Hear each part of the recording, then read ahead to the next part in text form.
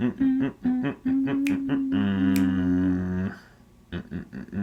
we're live. Yes. Hi there, Tackler. Welcome to Disney Deep Dive, where each week we dive into the history, story, and details of the Disney parks. I'm Leah. And I am Stefan. Welcome. Welcome. We've been watching Disney Plus. Lots of Disney Plus, yes. If you are watching us live, let us know where you are watching from. Say hello in the live chat. We will take a few breaks from now and then to read the live chat and chat with you guys. If you're watching the replay, you can still let us know where you're watching from. And let us know if you have Disney Plus. And if you do have it, what is the first thing that you watched? I think that's interesting to know what the first thing that someone chose to watch. You know, there's so many things to choose. So I'd like to know what you picked to watch. But tonight, we're going to be talking about the Imagineering Story on Disney Plus. We were super excited. So we're talking about episode 1. I do want to say also that, spoiler alert, we are going to be reacting and talking about the episode. So if you have not watched it and you don't want to be spoiled, then don't watch this or wait till later to watch this. But yeah, we're going to be talking about it right now. And all right, let's dive in. Oh, well, first of all, I watched a lot of stuff on Disney Plus. Oh, wait, hold on. We have someone in the live chat. It's Gigi. Hi, Gigi. That's weird. Disney She's Plus. commenting, but it says no one's watching. Oh, that is weird. Okay. But watch The Sandlot, which top 5 movie for me. I love The Sandlot. So I didn't know Disney owned that. I didn't either. Okay. I didn't see it on there. I've been watching Star Wars. All of the Star Wars. Ooh, and actually, I have to say, Mandalorian, a.k.a. Baby Yoda show. Baby Yoda show. But I've been watching, I've Yes. decided to start from the beginning chronologically, which you're not supposed to do, but I know what happens. So I watched episode 1 and 2, and now I'm going through the Clone Wars, and then I'm going to go through the Clone Wars, and then go into episode 3, and then go into Rebels, and then, or is it Rogue One? I think it's Rebels. Go into Rebels, and then Rogue One, and then A New Hope. Oh, no, wait. Give this video a thumbs up if you feel like you just, like that was a foreign language to me. Solo, And Rebels, Rogue One, A New Hope, Empire, Jedi, How? Force Awakens, Rise of Skywalker, and then I'll be seeing, or wait, Force Awakens, You cannot watch all that stuff Rise in of Skywalker. What's the 3 new one weeks. called? I'm not watching it in 3 weeks. Oh. It's going to take like forever. Clone Wars is like 6 seasons. And there's a new season coming out, which is super exciting. I can't wait for that. I haven't seen any other stuff about it, though. I know when it's coming out. I do like The Mandalorian, though. And also, that was a question we had because we thought that it was once a week, but it seems like it's actually more than that. They're dropping new episodes of that. But then there also hasn't been one this week. So what's going on, guys? I don't know. What's the release schedule? Yeah, let us know if you know. But we're not talking about Mandalorian today. We're talking about the Imagineering Story. Yes, we did watch that. And I saw this first thing when it popped up, and I was like, ooh, we should watch that. Very excited about it. Yes. And, I thought it was a documentary. I didn't realize it was going to be a show. Yeah, I didn't realize it was a show either until I watched the first episode. And it said episode 1. And I was like, oh, it's a TV show. But very cool. Basically, there will be spoilers, obviously. Yes. Spoilers for real life stuff, if you haven't heard this story before. But it goes through the way the show is working itself. Well, actually, let's step back a minute. First impressions. Okay, first impressions. I was really excited because especially, I like hearing the history anyway, but especially since we've been doing these episodes, it was exciting because a lot of the people who, and if you've watched along with us or any of our episodes before, but don't know a ton about Imagineering or Disney history, you may have heard us say some names, maybe Mark Davis, I'm trying to think of a couple of other biggies, but you've heard these names multiple times in our episodes, and it's cool to either, some of them you see talking, some of them you hear voiceovers, and it's just really neat to see that all taking place on the screen, like to see all that going. It's really, really cool. Instead of having to kind of imagine it or like bits that we saw as we researched those episodes. Yeah. Going into it, well, first of all, I was a little nervous because I saw this and I was like, oh dear God, are they doing what we're doing? It's going to poke holes in every bit of research. Well, that too, I'm done. like, because, you know, like I do a good, I try to research things thoroughly, but it's all on the internet. I don't have books But available. what you do so well, I think, and I mean, I may be biased, but what you do really well with our episodes is that you put it into like, we call it a script. I mean, obviously we're just chatting, but he's got it in an order for us and like an outline. That's huge. So you're able to do that. And I think you do that really well. But Stefan, if you didn't know, in college, he worked on the news, so producing. So I think that helps with that. It probably does with story structure and whatnot. Yep. But yeah, I was kind of nervous that they were going to be doing what we do on this show, only with a gajillion-dollar budget and, make it way better. And I was like, what will we do now? I wasn't afraid, but I was a little bit afraid that it was going to be, and not that especially, we're fact-checking what we can, right? But a lot of these are videos on YouTube or articles and things like that. So it's like, well, obviously they're going to have all these archives and these people that they can ask and interview. Yeah, they have access to a lot more than us. Yes. But the good news is that everything lined up with all of our episodes. So, yay. Yeah. Yeah. It was encouraging because everything they said in terms of like the rides and whatnot and like in building things is something we have mentioned at one point or another on our shows. So that was really cool. Yeah. And Dean is here live. So hi, Dean. Yes. Loving Dean. I want to know, what is the first thing you watched? We were talking about that. I think it's so interesting because especially as people who love Disney so much, they, immediately you have access to all these things. So I think it's really interesting to hear what people chose to watch first. Mm-hmm. And I mean, technically the first thing I watched was Mandalorian, which that was because I love you. I mean, I like it, but that wouldn't have been my first choice. And also because I did all the work in figuring out how to download the app on our Chromecast. And then cast it on our Chromecast and figure it out. He's the tech support around here. And then immediately said Mandalorian. And the Mandalorian. Oh, yeah. Okay. Oh, and then... Oh, actually, we watched one of the Forky shorts, too. Two of them. Two. Oh, we did watch two of them. So, okay, really Dean, good. That's hilarious because those, I'm pretty sure, are the first three things we watched, too. All right. And also I watched Moana today, just for fun. So yes, and I think you know, but Stefan, if you do not know and you don't watch my channel often or watch our episodes, he's a wholesale screen printer, and so while he's working, can watch movies a lot. So that's kind of cool. I kind of turn him on for background noise, but yeah. Moana was a good one. Yeah. All right, so getting into the show, obviously enjoyed it. Mm-hmm. It was a lot of fun. They really dive into a lot of stuff, and there were a lot of things that I feel like you had to have some sort of knowledge already because they were name dropping people, and it wasn't like if you're watching like a History Channel documentary or something where they say like they'll drop someone's name and be like, that's blah, blah, blah, blah, and they were responsible for this and they did that. We do that. We'll mention someone's name and then we'll say like they are responsible for this and this and this and this. They were just like name dropping people, and they'd show like a quick photo, like you're supposed to know who they are, and then like just move on. So I think they kind of assume that if you're watching it, you have some sort of knowledge of these people already. Yeah, well, which is kind of cool. I think too that they're assuming that people who watch it are going to at least have an interest. Like if you pick up a book on Imagineering, you have some kind of interest in Imagineering. It's the same kind of thing.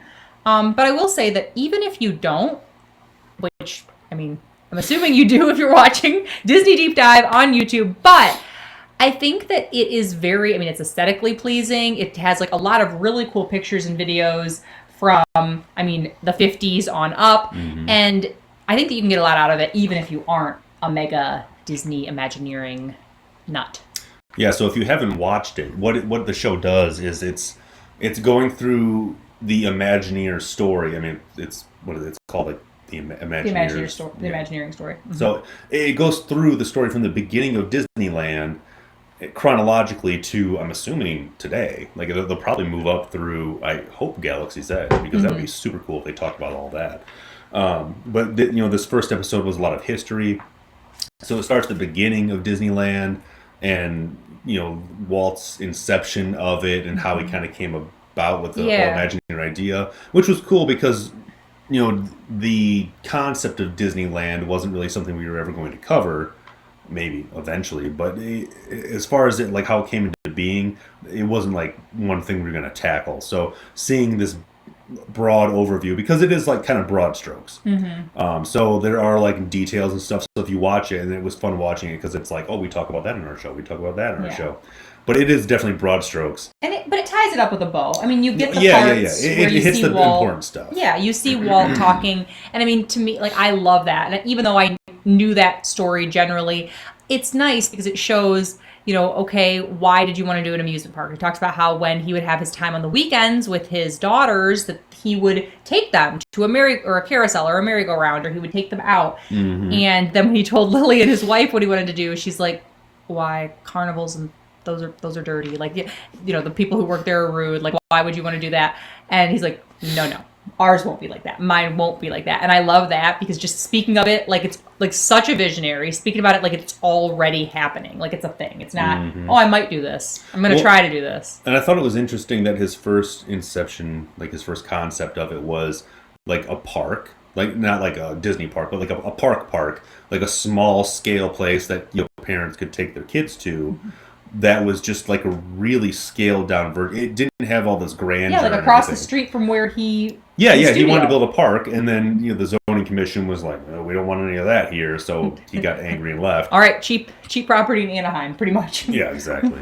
But it was interesting that he didn't have that grand scale yet. It started as this idea, like this really downplayed, like, "Oh, that would be nice to do something like that." Mm-hmm. And then I'm assuming what happened is they told him no, and he said, "Well, I'll show you.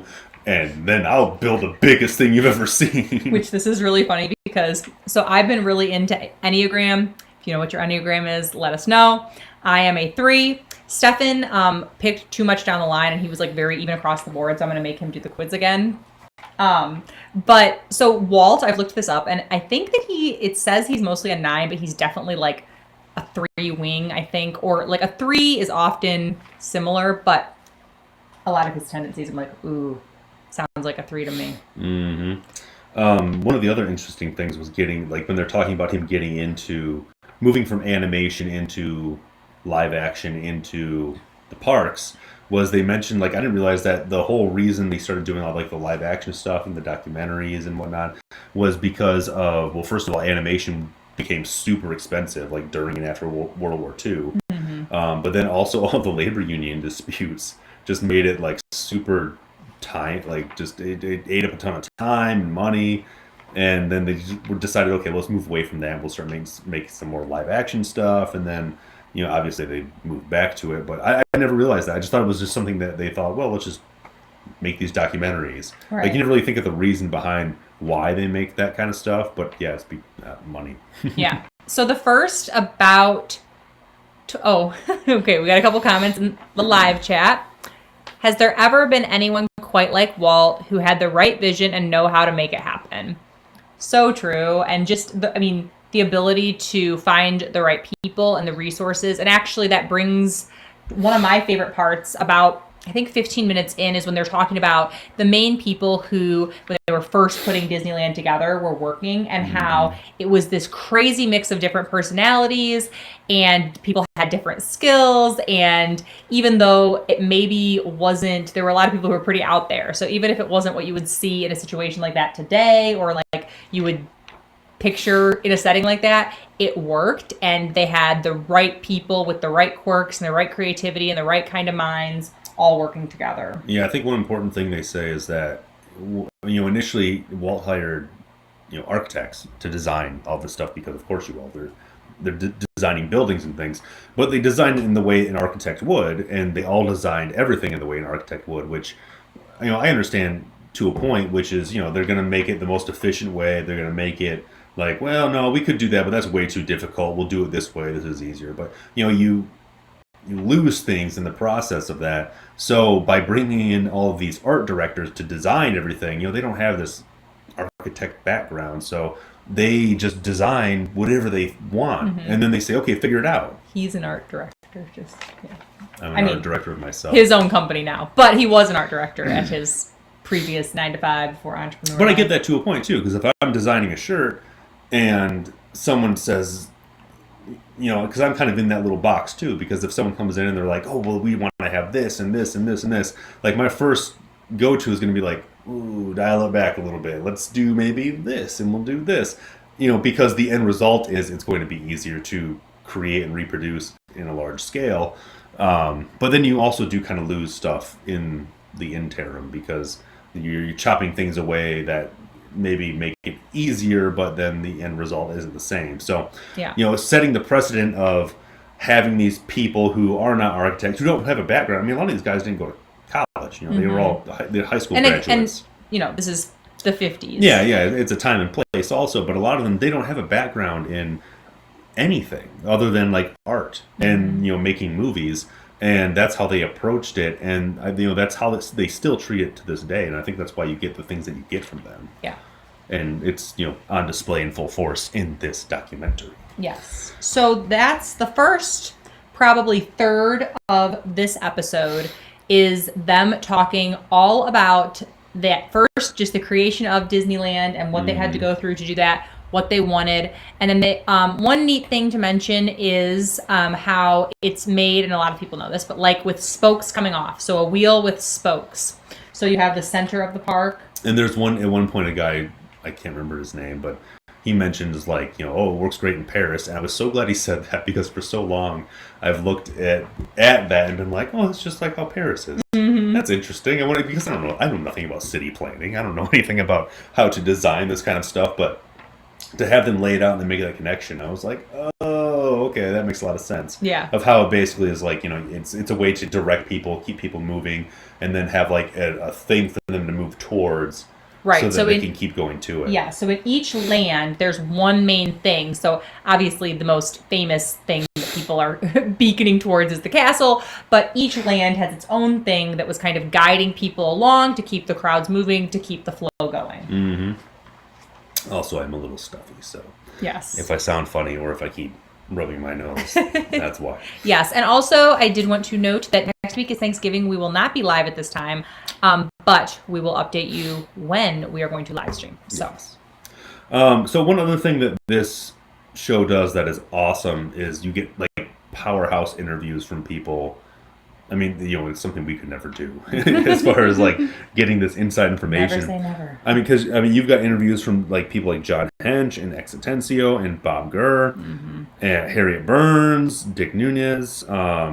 And Bob Gurr, you get to see him in the Matterhorn signing the wall in the break room, which was awesome. Super, super cool, because that was one thing. Like, one of the other cool things is you get to see all of these like videos of like the old series that they used to put out back when they were making the park, and just like old archive footage. And a lot of this is stuff that I've seen before, because it's stuff that I watch while I'm writing the outlines for the show. So, you know, I'll go through and I'll watch this stuff just to see, you know, if there's any little like nuggets of knowledge I can pull from it. But, you know, it's like 20, 30 minutes of video sometimes, and you just watch it and you see what you can get. And sometimes it's nothing, but it's cool to see that. And that's one thing I wish that we could do, is like pull up this footage show like as we're talking. So like have a more like fully edited video, which obviously we can't do because we do it live, so we just talk. But it's cool to be able to see that. So, you know, definitely watch it, if anything, just for that, because you get to see like this behind the scenes stuff, which is super neat. Yeah. So yeah, you get all these interviews with all these like crazy big names and these awesome people, and they just hit you with it right away too. It's not like you have to wait around and there's one little nugget. I mean, it's pretty much from the start of the documentary. Yeah, and then they start from the beginning, which is cool, and then they kind of give you the background. They start talking about, you know, the development of the land, how they got to it, which was a mess, and it went 3 times over proposed budget. Yeah. But then they get into the rides, and that's where I got nervous, because I was like, okay, well, are they going to tell me, like, am I going to get some factor? I'm like, well, I definitely said the opposite thing in our show. But everything that they said lined up with what we said, so that was very cool. But then they kind of, you know, they go through the rides, and they talk about, you know, how the different production on, like, the Matterhorn and the Enchanted Tiki Room, the Jungle Cruise, obviously, which we haven't done yet, but definitely need to. Yes. That's we both like that one too. And we've mentioned it several times. If it sounds familiar, it's because we have mentioned it. But what else do they go into? Well, they do talk about all the production, and they talk a lot about opening day. So that's kind of water over there. Where's your water? No, I need water. Water break. So first they talk about they do all that background stuff, and then they get to opening day. Yeah. Oh, yeah. There's quite a bit of opening day. I've read a lot of stories about this, just like from like I've read a lot of, like, first person perspectives, and every one of them is like it's a horror story. Like it's so bad, nothing works, everything's like broken. the ships sinking. They didn't have water fountains because there was a plumbing issue. So it was like he had to choose between if they were going to have working toilets or drinking fountains. So of course they chose toilets.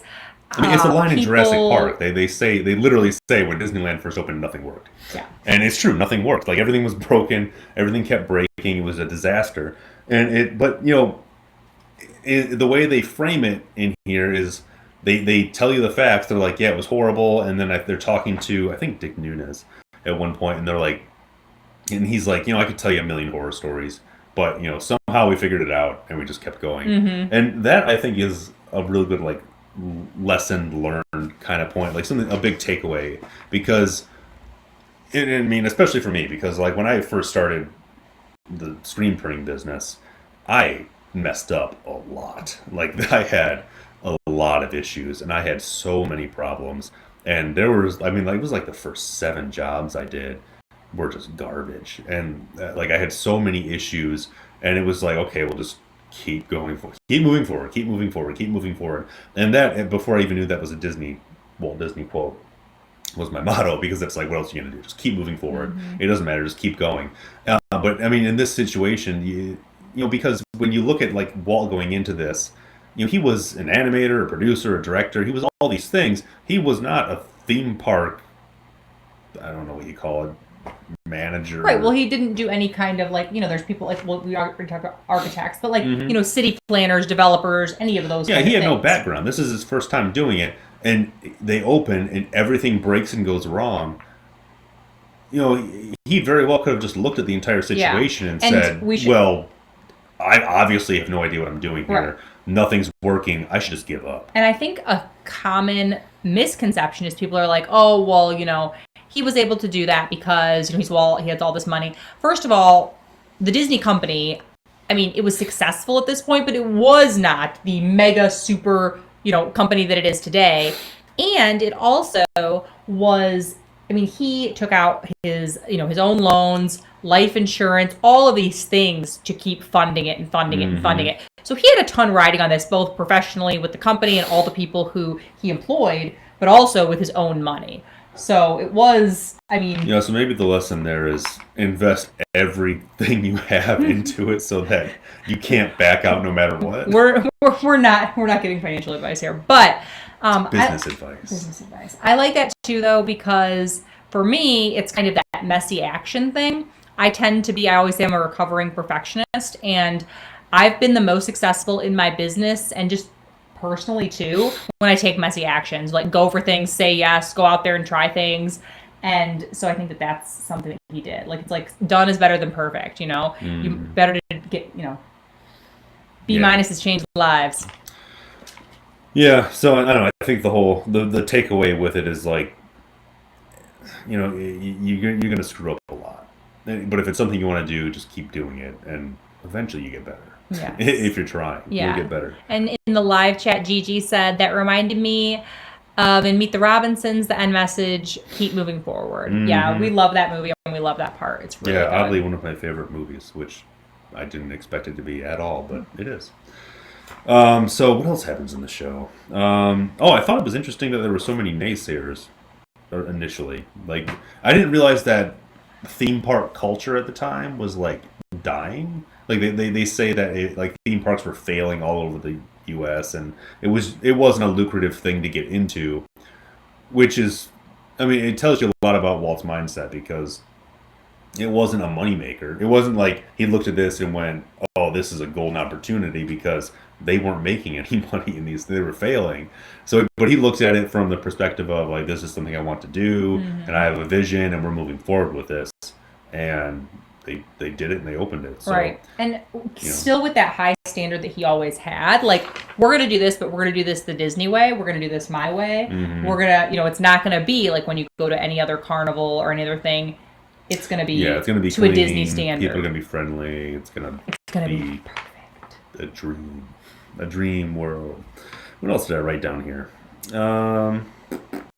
Your notes. Yes, just fun stuff. There's a lot of fun little facts that you can pick up from it. Like, it's definitely worth it just to like watch, even if it's just like on in the background. Like, you just pick up little things here and there. Mm-hmm. Well, and it's beautifully put together too. I mean, even just the opening credits of it is really nice, and it's so much cool footage. I mean, they have film from the opening day. You can see the crowds coming in. You can see the things that were not working. That's really, really interesting. Yeah, a lot of archival footage, which is really cool. And they're definitely focusing more on, like, we focus more on, like, the details and, like, okay, here's the story of this one particular thing. And, it starts here and it went here and this happened. And I mean, like I said in the beginning, this is more broad strokes. So they're, like, covering a lot of territory. But it's more on the people aspect of it. They do pepper in the details, like we said, about, like, little facts here and there. But it's more about, like, here's what was happening. Here's how everyone felt. And here's how this looked. And it's definitely more of a people story, which I guess is why it's called the Imagineering Story. Yeah, all about the Imagineers, which is really neat. They do. Now, this goes all the way up until the first episode, anyway. It goes all the way up until Walt's death, until just after. So, basically Pirates of the Caribbean. So where our show starts is where this one ends. This was not on purpose. We had no idea this was coming out until... Well, I guess it was already out. I heard about it, I think, the day Disney Plus came out. But we started, July? Was it July? Oh, our show? Yeah. Was it July we did our first episode? I don't know. Do you want me to look it up? Here, you keep talking, I'll look it up. Okay. Find out. So anyway, it goes until, Walt's death, and then they kind of talk about that in depth. And they have, obviously it's something that, is happened, and you read about it, and you see these things. But what really got me was they're interviewing, who was it they were interviewing? I wrote it down. Bob Gurr. And who else? A few other guys. But they're old men at this point. Like, I'm sure they're in their 70s or 80s. Like, they've gotta be. Yeah. Oh, well, no, they have to be in their 80s, because if they were adult men, I mean, even if they were only in their 20s, early 20s even. Yeah, in the 60s. Yeah. So yeah, they're older guys. They've lived a life, they've lost people. I guess they could be 70s, but they'd be upper 70s. All right. But anyway, the whole point is that as they're talking about Walt's passing, and every one of them gets choked up as they're talking about it, and I was getting choked up because I'm watching it going holy cow. Yeah. These guys are just mentioning the fact that it happened, and you can see them reliving that day in their minds, because they talk about what happens and how everyone reacted. Yeah. And they just they're all getting choked up talking about it, and I was that's super impactful. Well, and I'm sure too it is a thing when obviously they're doing these interviews, so of course they're thinking about that time, right? So it's not just someone mentioned it in passing, they're really diving back into those memories, into that time. So of course then that's going to make all of that at the surface, so that's part of it. But it is pretty incredible that something that happened so long ago is still touching them that way. Well, and it makes you wonder, what kind of man Walt Disney was, to be around. Because I've met people, and I've been around people who have that, I refer to it as, a cult leader mentality, or a cult leader personality, where, if they wanted to, they could probably start a pretty decent cult and get a pretty big following, because it's a type of person who's charismatic, and they project themselves in a certain way, and they inspire people. And I've met those people, and you can feel their energy, but then they're also sort of sociopaths, and you try to deceitful, a little bit deceitful. Yeah, a little deceitful, and you try to get. When you try to get to know them a little more personally, you're oh wow, there's not a lot there.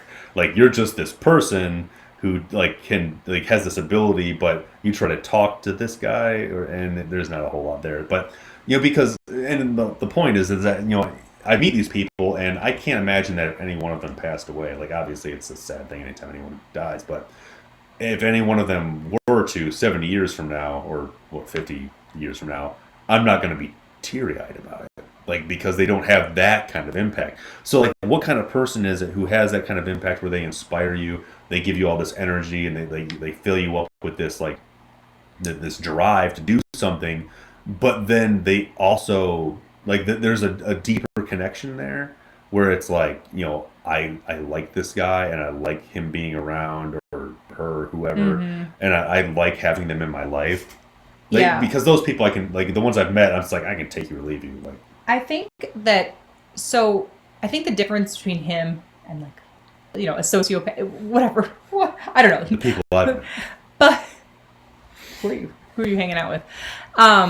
I think that it's one of those things where, yes, a perfectionist, someone with exceptionally high standards, someone who expects people who he's employing and working with and being around to be the best, do the best, and make his vision a reality.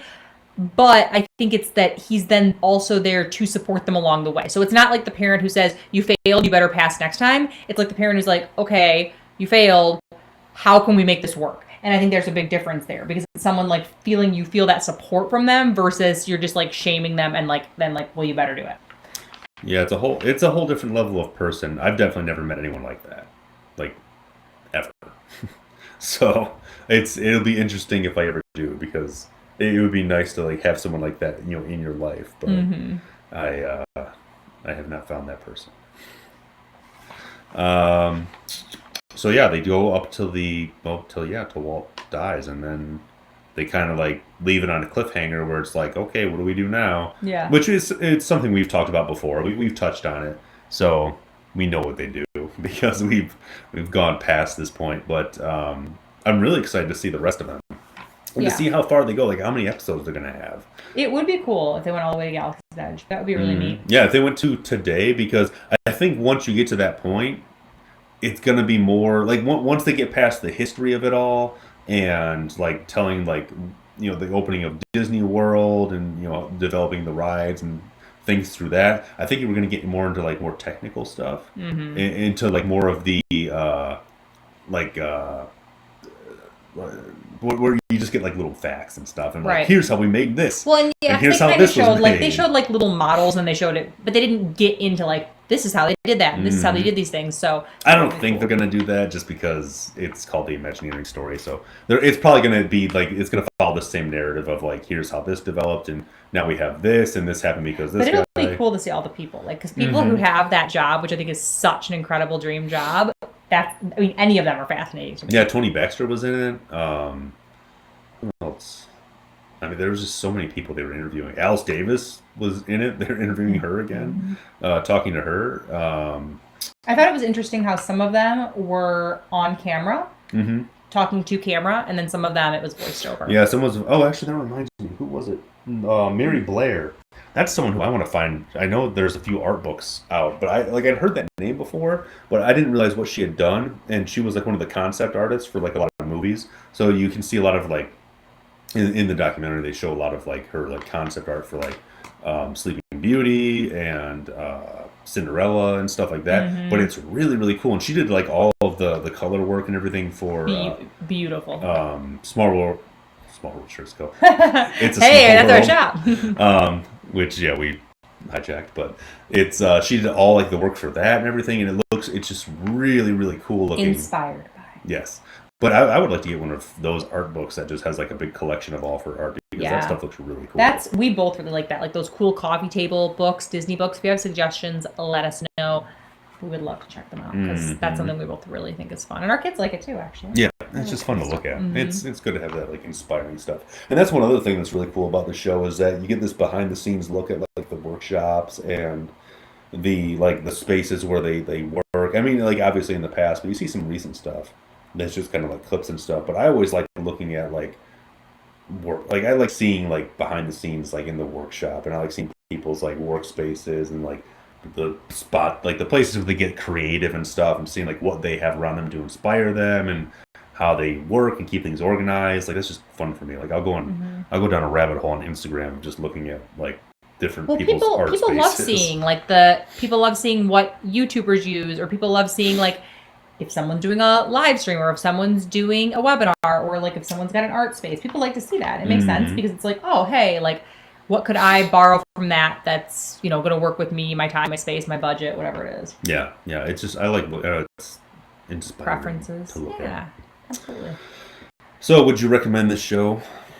I would definitely recommend the show. It's really, really good. I hope that now I'm curious. He knows this, but it's always me when we're watching movies. I'm like, I'll have my phone sitting away because we're having a date night in, and then I'll be like, ooh, I gotta grab my phone. I gotta look up this actor. I'm constantly looking up things. So I need to do some research, because I want to know how long it's gonna be on, how many episodes, how far it goes, if there is that information out there. But if let us know. But yeah, I would like to know that. I'm definitely going to keep watching. I did watch the second episode. It's really good. Mm-hmm. So I did not. So it is. It's. I mean, it just keeps. Would going. you like to tease anything? They talk about the Haunted Mansion. There's some cool facts about that we could not possibly have found because they interview. What was her first name? The woman who was the model for Madame Leota, something Leota. They interview her daughter, who's an Imagineer. So cool. And she gives a bunch of insight and talks about a bunch of stuff and gives a bunch of facts, which is really neat. Mm-hmm. So you get like her perspective. But that's one of the things I think is going to be really cool about watching this series and to continue watching it is you get these perspectives from people who are like basically on the front lines, who have this knowledge and this insight that you just can't find anywhere else. Mm-hmm. And you're not going to be able to read about it anywhere else. And it's so important too that they're doing this, and it's wonderful that they're doing this now, because especially if these people are in their 70s and their 80s, and I think it's so important, and I think that that's something that I think is so beautiful. When no matter if you have insight of Imagineer or you're just a regular Joe, it's so fascinating to hear people's stories. So I think having those stories on camera and in a format like that is so important for so you can look back on 20 years from now or 30 years from now and have that. Yeah, no, it's really cool. I'm excited to see where it goes. Me too. Yeah, so that was what we did for this episode, because we have a little bit of a crazy week as we prepare for Thanksgiving. We, like I mentioned, are not, of course, going to be live streaming on Thanksgiving. However, we will let you know what our plan is, if we're going to skip a week, if we're going to go live a different day, what we're going to do. We have not discussed that yet. And we will be sure to let Dean know. Dean hosts theliveplace.com, and he has a whole bunch of wonderful family-friendly and Disney streamers on there. So we're really, really grateful to him. He's such a kind person and takes good care of all the amazing, I think there's like 70+ streamers. It's incredible. There are some really, really talented, really interesting people on there, funny people too. And so we want to thank Dean for doing that for us. We also want to thank you for watching and commenting. And if you like this, if you think that the show is entertaining and fun and interesting, please share it. Please like it. Let your fellow Disney friends know. We would really appreciate that. You can check out Small World Shirts Co., which is our website for our small shop, and it's linked in the description box. You can find me and let me know what you'd like to see next on Instagram. LeahTackles on Instagram is the easiest way to find me. Yep, give us some ideas. Otherwise, I'm going to have to watch the show and get ideas. And then just come up with that. Yes, and I want to do, so a couple of weeks ago, Stefan was a little under the weather, and he did not join me. I was solo, and I actually had it was a great episode. No, so great when you're not here. I missed you. I did. I missed you. It wasn't the same, but it was fun doing trivia that we did from one of our books that we have done a couple of times, our Mickey Pasta. But if you would like us to do a certain book of Disney trivia or a certain website or anything like that, let us know, because we want to have those for the episodes where we do not have time to come up with an entire outline and script. Plus, they're fun, and if you want, we can make it more of like a game, or at least have something so that you could kind of play along. I think that would be cool. Yeah, that'd be cool. Yeah. So yeah, give us ideas. Yes, and he's Small World Shirts Co. on Instagram. You can find him, let him know. And thank you guys so much for watching, and we hope you have a magical day. We'll see you real soon. Bye, guys. Bye.